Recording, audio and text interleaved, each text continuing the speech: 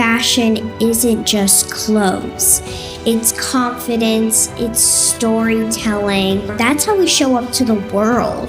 If you give them stage, they can really explore themselves, make something, better than before.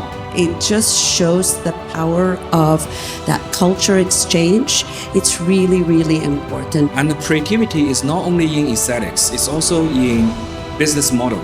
I think every family, every school, and every business should require and offer training in the human-centered use of AI. And even at my age, I've realized that fashion starts conversations, larger and deeper conversations about culture, family, purpose, and what matters to us. So we basically work with very highly educated individuals and professionals, diplomats, government leaders, and it's not easy sometimes when politics play a role in their decision making.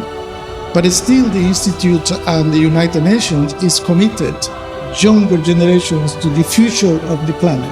The Sustainable Development Goals for culture, for creativity, technology, the United Nations and the Institute is trying the best to cope with the needs that we have to have a more human approach to the rapid changes of the world.